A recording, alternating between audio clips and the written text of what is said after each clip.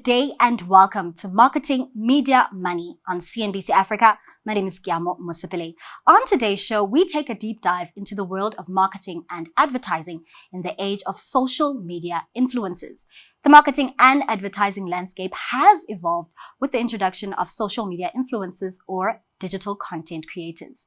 We'll explore the rise of influencer marketing, the impact on traditional advertising, brand alignment, and what all of this means for brands and influencers alike. But first, before we get into that, let's take a look at the latest news and trends in the world of marketing and advertising. Dentsu Agency has been officially recognized as a Google Marketing Platform sales partner in Africa, an achievement that places the agency in a class of its own across the continent. This strategic partnership grants Dentsu exclusive access to Google's most advanced tools, insights, and support, capabilities typically reserved for a select few. Meta Media, a leading full-service media agency, announces the appointment of Claire Herman, Media Director at Meta Media Johannesburg, to the Advertising Media Association of South Africa Council. Herman has 25 years of industry experience and leadership. WPP has announced the appointment of Beju Shah as the new global CEO of AKQA, WPP's design and innovation company. Shah joins from Accenture Song, where he was Global Chief Strategy Officer.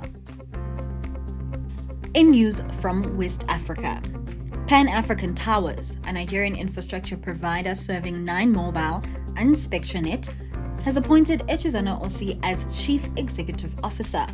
Osi has more than 28 years of experience in the telecommunications sector across various regions in Africa. That's all the advertising and marketing news we have for you this week. Advertising using social media influencers started in the early 2000s, but only gained traction around 2016-2017 in South Africa. Since then, brands and social media influencers have been an inseparable pair. To help me explore this topic about marketing and advertising in the age of social media influencers, I am joined by Linda Mtoba and Chad Jones, who are both digital content creators. I'm also joined by Angus Hamilton Morris, the Client Services Director at Dark Matter Agency, and Ntabiseng Hlophe Mateka, the Executive Head of Integrated Marketing and Experience at Nedbank Group, who joins us via Zoom. Ladies and gentlemen, thank you so much for joining us. Quite a packed intro, just speaking about the fast-paced environment you are all operating in. But to start the conversation, I'd like to actually head over to you, Ntabiseng. When we're looking at yourself as a seasoned marketer in the space and the changes you have then witnessed, how much would you say social media marketing has changed the marketing industry? I think it's changed in a few ways. Firstly, I think marketers across the board are spending a lot more of their budgets on digital platforms and digital media. So rightfully, things like social media platforms would form quite a concerted part of that alongside, all the other channels that we use. And I think the most significant changes would obviously be, how customers go about finding information, where the different thrusts in terms of what works on social media really sits, including today's topic around actual, social media influencers, etc., who really sit at that interaction between the brand, where it intersects with our audiences, the communities we serve, as well as what is prominent, culturally, and would be relevant for the people that we really want to talk to. I like that you've pointed the intersection, right? And I think that's certainly where I want to bring Angus. Because of your voice as an agency, you manage the expectations on both ends. So continuing on the topic, what would you say is the current state of social media influencing? I mean, it's huge, right? It's growing year on year. It's become a multi-billion-dollar industry around the world. And it's a part of the puzzle piece that makes up the marketing mix, right? But that portion of the puzzle is slowly grown and grown and grown because influencers like these guys sitting with me, their voice is more prominent than ever before. So brands are locking into that and they understand the importance of having someone that can speak to their community directly and bridge that gap. Because I think, brands speaking to consumers, you necessarily, you kind of turn off a lot of the time because there's a bombardment of noise. But when it's coming from people that connect and build that, it's a mainstay and it's only growing. And here we are, discussing about the impact of social media influencing. And here are two prominent voices joined here today. So from your perspective, we've spoken to client, we've spoken to agency. Yourself as an influencer or a digital content creator, what is your take on the state of social media influencing? I think what Angus said, it rings true because you are living in a digital age. And being in a digital age means that people are going to be a bit more adverse to actually not believe in an actual human. Let's start there. So I think the most important part is understanding that with the age that we're living in now, what influencer work does is that it bridges that gap between brands, marketing, and actually getting to the person by actually being a person as a channel. So I think the landscape is definitely growing because there's absolute growth constantly of new influencers as well, and also new businesses have grown from actually this industry. So I think it's literally, we're at the beginning as Africa, but actually quite ahead at the same time. So I think it's gonna still grow in heaps and bounds. And Chad, do you agree? Yeah, 100%. I think for like small business, big businesses these days, you have to have a presence on social media or any digital platform because like everywhere you go, people are either on their laptops, on their iPads, scrolling. Social, and most of it is social media. Yes. So yeah, I think social media has it's changed the game in marketing. Absolutely. In a sense, yeah. But I'd still like to stay on what you've made mention of, that it's largely changed the game. And I then circle back to you, Nthabi, saying, has there been an influence on how you approach your marketing strategy, your marketing budget? And is it in line with the growth that we're speaking about today? Has it increasingly kind of taken that piece of the pie? Yeah, absolutely. And obviously dependent on the campaign. I mean, we are, for example, a financial services brand, so trust is actually quite an imperative thing to be able to land with, your different audiences out there.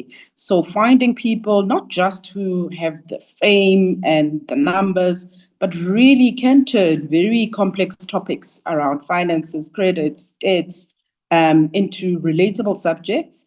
Who really can connect with customers in a way where you're not lecturing them, becomes quite an important piece of how we get our message to market. And that may look different for us, whether you're working on, let's say, a Nedfin Health campaign, which is very much focused on how we drive people to the right financial services or financial education tools, or you're doing, let's say, a sponsorships event and activation, at Amex Themis Town, where you do need maybe the big macro names of influencers who are still relatable in a tennis world, for example, might look different. But absolutely, we do know that we are growing in terms of digital intensity as brands. I mean, not a very well reported measure, but personally, for all the brands I've worked on, I've seen that become a much bigger part of the budget.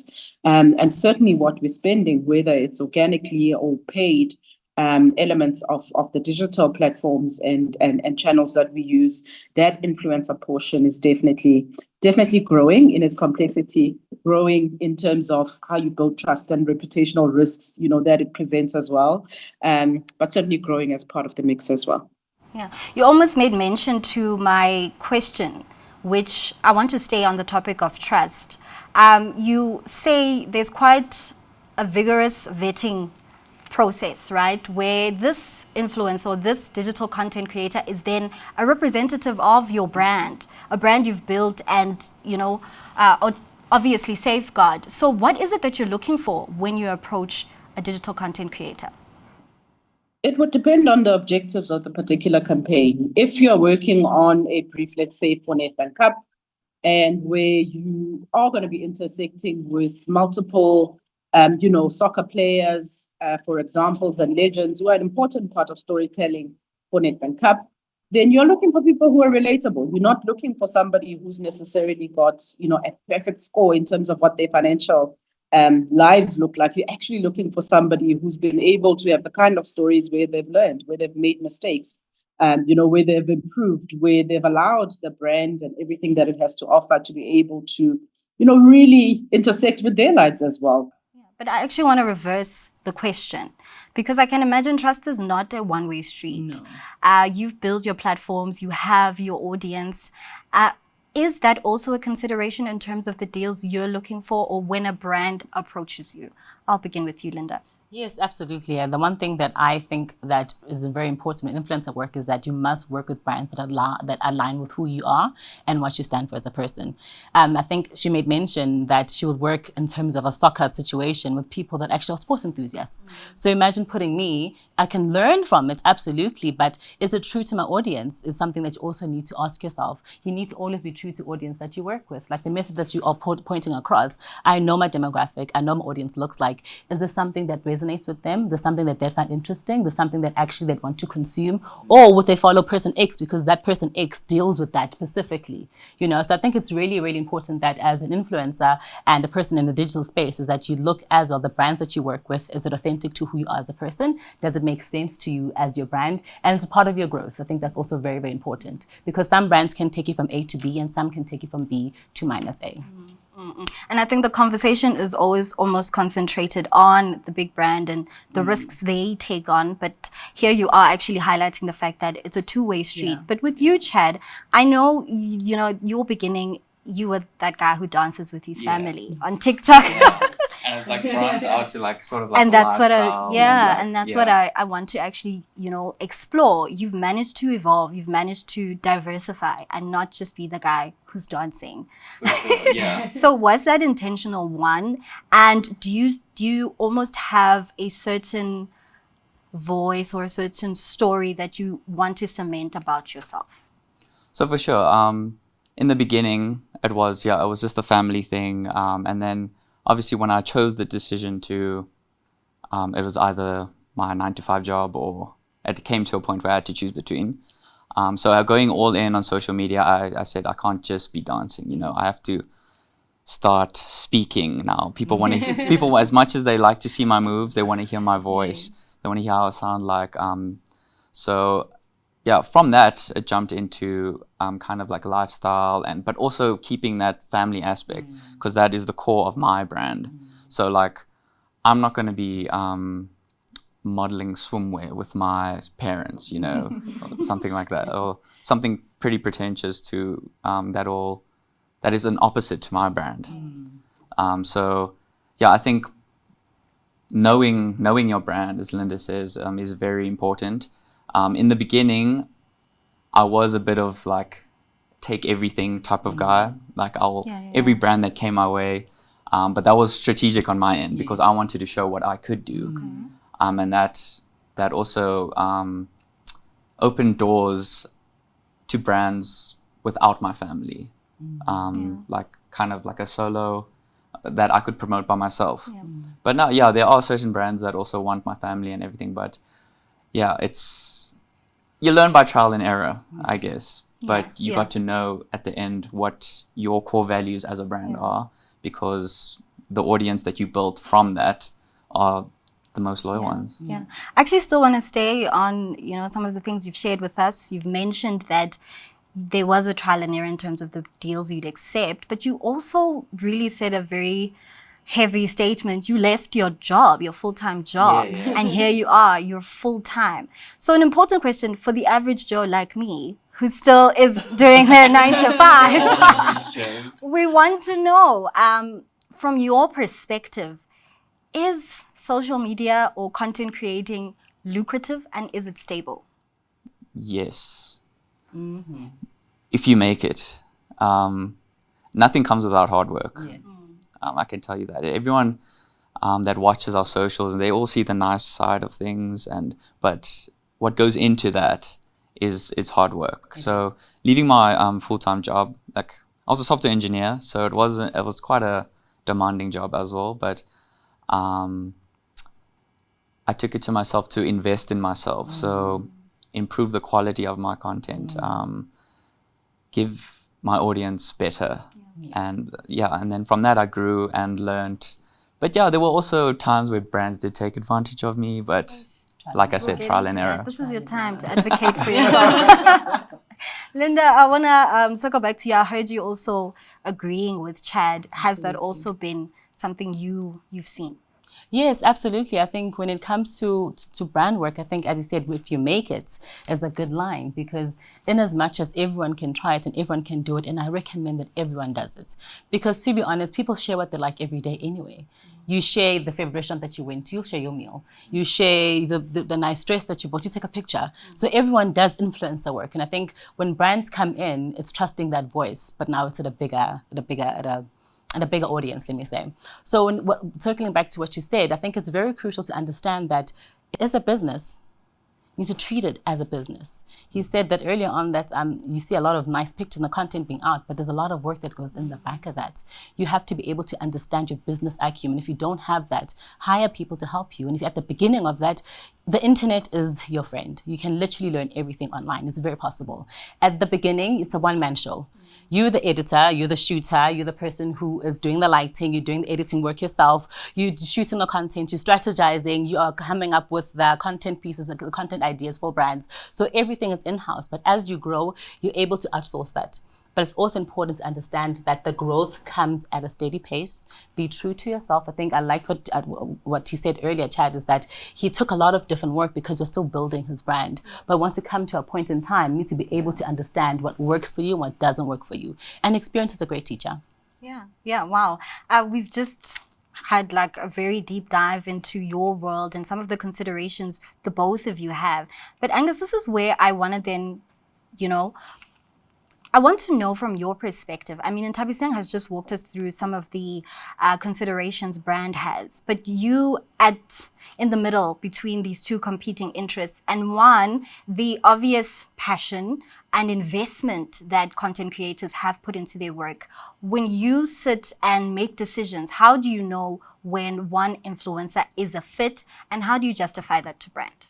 It's a great question. First thing, I want to see you dance. That would be great. Secondly, I'll join you, man. Secondly, and it's building on your point, is we have a criteria that we run through, and it's an acronym based on, just for you to remember, is real MVP, but it's real BFCP. So real BCFP means R is relevance. So is the influencer's content relevant to the product or service that we want them to link to? The E is for engagement. What is their engagement levels with their followers, with their community? The A is authenticity, right? Are they authentic? Are they genuine? Are they trustworthy? Are they fun? Are they going to build some piece of content that our target audience is going to look at and be like, oh, this is so cool? The L is for lookalike audience. To your point, we want to hire an influencer that's going to match what the brand's audience is. Will they be someone that would buy it or use it afterwards, right? The B is brand alignment. Do their values fit with the brand that we're marketing, right? It's a huge one. The C is collaboration history.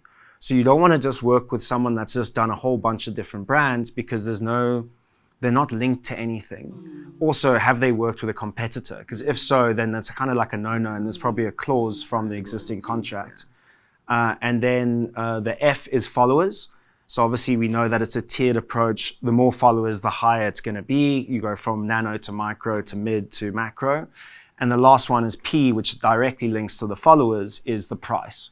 So obviously every campaign that we get with our clients, there's a budget. So it would be amazing to get Linda, but maybe Linda doesn't, she ticks all the other boxes, but we can't afford her. So then we have to look and then find alternatives to match that. But that's how we go about it. Yeah. But from an outsider's perspective, I want to stay in the followers mention.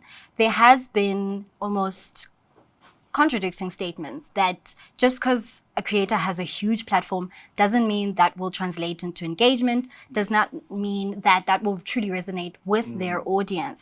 How significant is the follower count when making that decision? So I think it comes again to the objectives, right? So I would say the bigger the influencer, your objective would be brand awareness, right? Whereas the smaller the influencer, you're looking at engagement, you're looking at starting conversations, you're looking at like real conversations between people and the brand. So I think follower count is important, but it's not everything, right? And there is definitely a shift towards like where these guys were like maybe like 5 years ago when they were smaller. Now they've got to that other echelon. So for brands that are starting out, highly advise nano to micro influencers. For well-established brands like your Nedbank, they'll be looking at, bigger macro influencers. Oh, okay. Can I add Yeah, something? sure, So sure. I just love this topic right now because about the numbers game. It's a numbers game indeed, and I absolutely do get it. But I loved what Chad just said, that numbers don't often resonate with the actual outcome that brands are looking for. And the reason being is that people can have huge numbers, but content creation is a creativity work. It's an artistry as well. You need to understand that a person, you have to be the director, the videographer, you have to create it. So you can have the numbers and be able to take a picture and sell a product, and brands can just easily then get a billboard. But what brands look for is the content of that. What does that actually look like? What does it sound like? What does it feel like? So the numbers can be there, but what's the content inside that you're actually taking out that people are consuming? And I think that's the one thing that brands sometimes often overlook, is that it's a numbers game indeed, but is it actually going further than what you actually expected? Because the audience will look at it as a billboard because they're not creating content, they're taking pictures. And there's a big difference in between those two things, I feel. Yeah, I mean, Ntabiseng, this is certainly where we come to you. Linda says sometimes there is a bit of too much attention being put on the follower count. From your perspective as brand one, what would you then describe as a successful campaign, and what is it exactly that you're looking for? We've actually moved beyond just the vanity metrics, of just even in terms of how we look for influencers. Yes, followers matter in terms of what you're trying to achieve, but it's more about the job to be done. So if you look at some of the campaigns I've made, reference to, for example, a big macro influencers. Yes, if you're launching something completely new, let's say it's a completely new youth proposition from Nedbank, you're looking for the fame, absolutely wonderful. But you're trying to talk about children's banking, you actually need a mom influencer whose followers actually talk to them, and they actually respond to their followers, not a big, macro influencer. So we actually tend to use all types of influencers based on the actual job to be done. And I think it's important to understand that the marketing channels work in conjunction, with each other. So it's not giving up out of home, whatever, to do influencer marketing. It really is about what are you trying to achieve? What is best aligned to be able to achieve that particular objectives? And certainly in my experience, it doesn't just take one marketing lever. It takes a couple. So Angus, not for you to then convert the converted, but we've heard about the perks. There's even additional value add that brands can then bank on. What would you say to a traditional brand that is still skeptical about embracing social media influencers? I mean, we mentioned it earlier, there's obviously a risk, right? Because that person that you might put as the face, or you sponsor content, or you use brand ambassadorship, you use affiliate marketing, whichever of those, or collaboration, whichever of the different nuances of influencer marketing you choose, there might be a risk, but the results speak for itself, right? We're in this age, like you said, we're always on our phone, we're interacting on social media. If that's a way for your brand to break through and make that connection, then it's worth trying, right? And I mean, we say this to a lot of our clients, like, going back to your trial and error, not every strategy that we create is going to be perfect, but we need to run through those things to learn from those things, iterate on those things, and then we get a better visual of the industry, the landscape, what works, what didn't work, and then you tweak it as you go along. And I think that is the appeal of an influencer right now, is that they want to create content with you. So it's in flow a lot of the time. So you got the brief, and I think that's the main thing, is what is the brief asking for? And when you understand the brief, then you go with your strategy and you align and you pick. But while you're doing that, you can tweak it as you go along. And I think that's the beauty of digital marketing today. It's not traditional in the sense it's sit there, it's stuck, it's moving all the time, constantly. But as much as it's moving, I know that from my perspective, I've just gained so much about the intentionality from both ends of the spectrum and the targeted approach in terms of really ensuring both parties are happy with the product. But I actually out of time. So quickly to my two digital content creators in one line, what would you say to a young creator who is eager to land their first brand deal? Over to you, Chad. Put yourself out there. Yeah. A lot of people speak as if, yo, I want to do this, but they have like 400 drafts. So post those drafts. Yeah, if you want the brand to see you, you got to show yourself. So put yourself out there. Don't worry what anyone thinks about you. I mean, you are your own self. Like being authentic is it's the key. Yeah. And you, Linda? Guys, I've been saying this line often, and every time I want to say it, I want to laugh, but it's the truth. In the wise words of DJ Tira, he said, "Yenza noma yini kodwa khona uzochazeka." Which basically resonates with what Chad just said, is that do something. Someone's going to like it. There's literally an audience for absolutely everyone sitting at this table. There's an audience for you, audience for me, audience for you too. And our target market is not going to be the same.